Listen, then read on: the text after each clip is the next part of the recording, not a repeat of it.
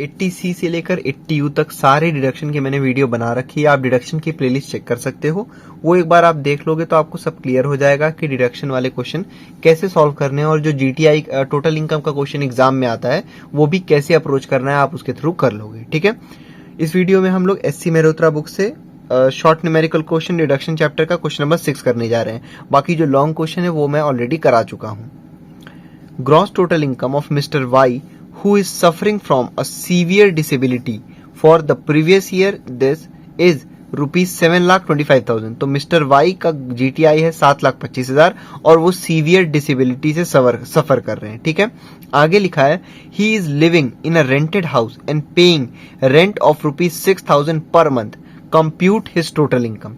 अब ऐसे ही क्वेश्चन आते हैं एग्जाम में, बस इसी का थोड़ा बड़ा वर्जन आता है। जैसे यहाँ जीटीआई डायरेक्ट निकाल के दे दिया है, कोई वहां पे सैलरी, हाउस प्रॉपर्टी एग्जाम में सब अलग से करके देगा। ठीक है, बाकी यहाँ केवल 2 ही डिडक्शन दे रखे हैं और भी दे रखे होंगे। ठीक, अब आपको कैसे पता चलेगा कि इस क्वेश्चन में कौन कौन से डिडक्शन की बात की गई है? इसके लिए आपको मेरी 80C to 80U वाली वीडियो एक बार देखनी पड़ेगी। भले ही आप 1.5x पे देखो और कॉपी में नोट बना लो जो जो मैंने उसमें बताया है, तो आपको खुद समझ में आ जाएगा। जैसे देखो, सबसे पहले यहाँ लिखा है सीवियर डिसेबिलिटी। तो जब भी कोई एसएससी होता है और उसके ऊपर कोई डिपेंडेंट है, उसका भाई, उसके पापा या बहन, तब क्या होता है, तब वो 80DD में मिलता है डिडक्शन। लेकिन जब जो एसएससी है, मतलब जिसका हम इनकम कैलकुलेट कर रहे हैं, वही खुद डिसेबिलिटी या सीवियर डिसेबिलिटी से सफर कर रहा है, तो फिर उसका डिडक्शन मिलेगा 80U में। तो यहां जो मिस्टर वाई हैं वही एसएससी हैं और वो सीवियर डिसेबिलिटी से सफर कर रहे हैं, तो वो 80U में आएगा। देखिए 80U की भी वीडियो आपको मिल जाएगी डिस्क्रिप्शन में। Deduction in the case of person with disability. ठीक, क्वांटम ऑफ डिडक्शन जब सिर्फ डिसेबिलिटी है तो 75,000 रुपीज। और ध्यान रखना, बाकी सारे डिडक्शन में तो ये होता था कि अगर आपने उतना खर्चा किया है तो वो मैक्सिमम लिमिट एक बताई जाती थी कि इतना आपको केवल डिडक्शन मिलेगा। लेकिन 80U के साथ ऐसा नहीं है। भले ही खर्चा किया गया हो ना किया गया हो, कितना खर्चा किया गया उससे मतलब नहीं है। डिसेबल है तो 75,000 रुपीज 80U में डिडक्शन मिलेगा। अगर सीवियर डिसेबल हैं तो 1,25,000 रुपीज का डिडक्शन 80U में मिलना ही मिलना है। तो यहां लिख दिया सीवियर डिसेबिलिटी, तो भाई आप 1,25,000 रुपीज का डिडक्शन दोगे। ठीक है, अब आगे लिखा है he is living in a rented house and paying rent of rupees 6,000 per month. अब यही इस क्वेश्चन में अगर लिख देता कि जो मिस्टर वाई हैं इनको हाउस रेंट अलावेंस मिला है अपने बॉस की तरफ से, तब फिर हम क्या करते, वो हाउस रेंट अलावेंस का एग्जेम्पशन निकाल देते और जितना भी क्वालिफाई होता वो इनकम फ्रॉम सैलरी में ऐड हो जाता। ठीक, लेकिन जब भी क्वेश्चन में रेंट दे रखा हो कि वो रेंटल हाउस में रह रहे हैं और हाउस रेंट अलावेंस का नहीं बताया गया हो, तब फिर जो एसएससी हैं उनको 80GG में डिडक्शन मिलेगा। ये मुझे कैसे पता चला? क्योंकि 80GG मैंने पढ़ा है। अगर आप भी मेरी सारी वीडियो देख लोगे डिडक्शन की तो लगभग मैंने सब कुछ कवर करा रखा है। ठीक, तो देखो 80GG की वाली वीडियो भी आपको अलग से मिल जाएगी, आप चेक कर सकते हो प्लेलिस्ट डिडक्शन की। 80GG में बात होती है deduction in respect of rent paid. किसको मिलता है? An employ who is not in receipt of house rent allowance from his employer, a self-employed person and individual। मतलब कि ऐसा एम्प्लॉय जिसको कि हाउस रेंट अलावेंस अपने बॉस से नहीं मिलता है वो, या फिर जो सेल्फ एम्प्लॉयड पर्सन है उनको मिलता है। ठीक है, कितना डिडक्शन मिलता है? देखो रेंट पेड मतलब कि हम लिखते हैं least of the following will be allowed as deduction. मतलब इन तीनों में से जो भी लीस्ट होता है उतना ही 80GG में डिडक्शन के तौर पे मिलता है। उससे पहले आप जान लो यहाँ पे टोटल इनकम का जो जिक्र हो रहा है वो एडजस्टेड टोटल इनकम है। जैसे हम 80G में एडजस्टेड जीटीआई निकालते थे ना, वैसे ही हमको निकालना पड़ेगा। क्या फॉर्मूला लगाते थे? जीटीआई में से हम deduction under section 80C to 80U करते थे, एक्सेप्ट 80GG यहाँ करेंगे। जब 80G वाला क्वेश्चन करते थे तो एक्सेप्ट 80G करते थे। यहाँ 80GG का कैलकुलेशन है तो यहाँ एक्सेप्ट 80GG करेंगे। ठीक, उसके बाद हम लेस करते हैं लॉन्ग टर्म कैपिटल गेन, वही लेस करेंगे। और फिर हम लेस करते थे short term capital gain under section 111A। फिर यहाँ पे जो जीटीआई जो आएगा वो हो जाएगा यहाँ पे यूज किया जाने वाला टोटल इनकम। समझ में आया? तो अगर यहाँ टोटल इनकम लिखा है तो आप कंफ्यूज मत हो जाना, असली टोटल इनकम का इंतजार मत करना। यहाँ पे वही जो 80G में हम एडजस्टेड GTI निकालते थे वही निकालना है, ठीक है। बस फर्क इतना है कि वहां पे हम एक्सेप्ट 80G लिखते थे, यहाँ हम एक्सेप्ट 80GG लिखेंगे, ठीक है। तो सबसे पहले हम लेते हैं रेंट पेड माइनस 10% ऑफ ये वाला टोटल इनकम जो आया है। फिर उसके बाद इसी वाले टोटल इनकम का जो यहाँ पे आएगा उसका 25% लेंगे और फिर 5000 पर मंथ, मतलब 5000 इंटू 12 60,000। फिर इन तीनों में से जो भी लीस्ट अमाउंट होगा वही 80GG में क्वालिफाई हो जाएगा। सॉल्यूशन देखते हैं 6 का। सबसे पहले इसमें निकालना क्या है, कंप्यूटेशन ऑफ टोटल इनकम। जो भी असेसमेंट ईयर दिया होगा वो आप यहां पे लिख देना। अब इस क्वेश्चन में ग्रॉस टोटल इनकम हमको ऑलरेडी कैलकुलेट करके दिया है तो हमको मेहनत नहीं करना पड़ेगा अलग से। हम यहां लिखेंगे ग्रॉस टोटल इनकम कितना है, 7,25,000, ठीक। उसमें से हम लेस क्या करते हैं, deductions under section 80C to 80U। तो यहां पे सबसे पहले लिखा था कि सीवियर डिसेबिलिटी, जब भी एसएससी खुद डिसेबल या फिर सीवियर डिसेबल हो तो उनको डिडक्शन मिलेगा 80U में, इररेस्पेक्टिव ऑफ द फैक्ट कि उन्होंने अपने डिसेबिलिटी पे कितना खर्चा किया, हमको उससे मतलब नहीं है।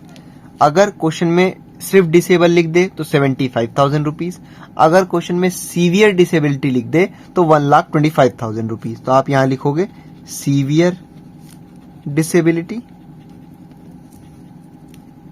और यहां पे आप लिखोगे 1,25,000 रुपीज, ठीक है।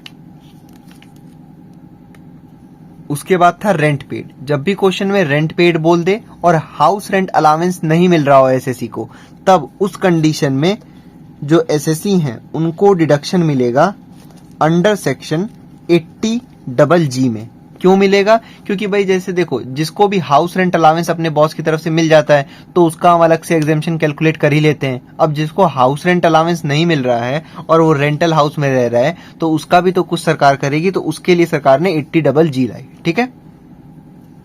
तो वहां पे आप स्पेस छोड़ दोगे और अलग से डिडक्शन कैलकुलेट करोगे 80G का, ठीक, सॉरी 80GG का। आप लिखोगे लीस्ट of the following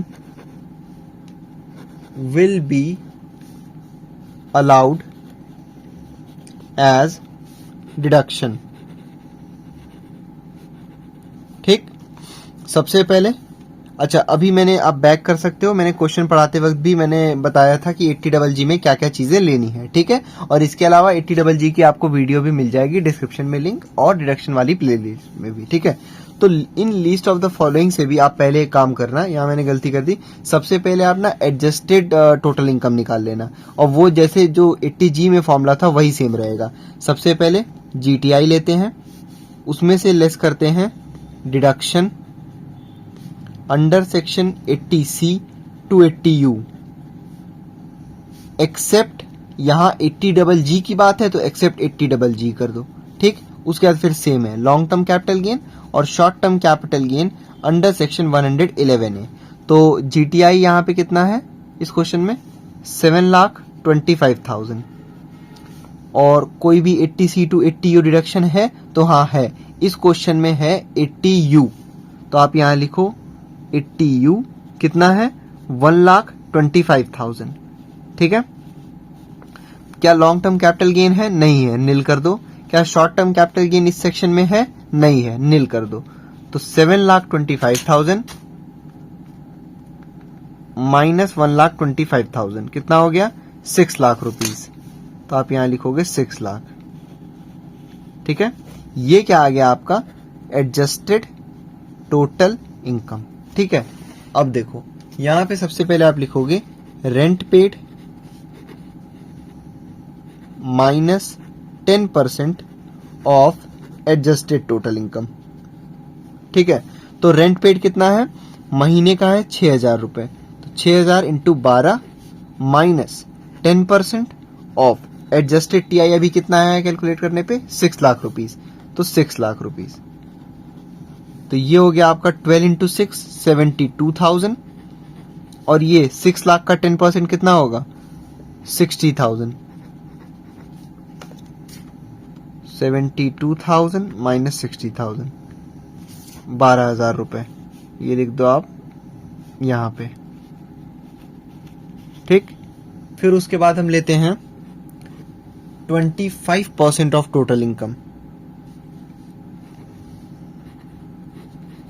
मतलब यही वाला adjusted total income, 25% of adjusted total income. तो आप यहां लिखोगे 25% ऑफ कितना आया है ये 6 लाख रुपीस, तो 6 लाख का 25% आप निकालोगे,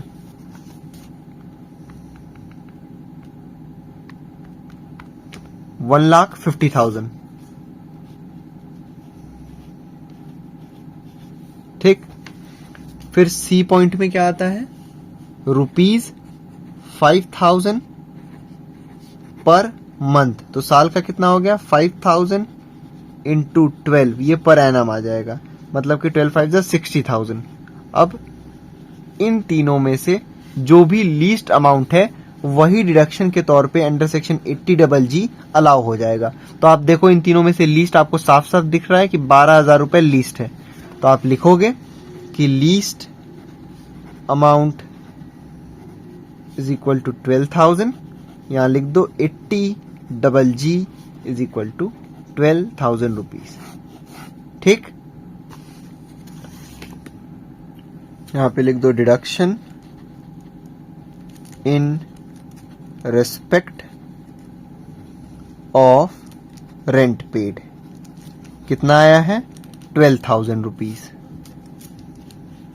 और कोई डिडक्शन है नहीं, इन दोनों को ऐड करो, 1,25,000 प्लस 12,000, सॉरी 1,25,000 प्लस 12,000, यह आ गया 1,37,000।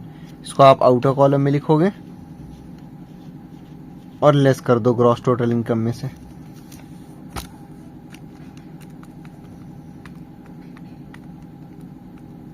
$5,88,000।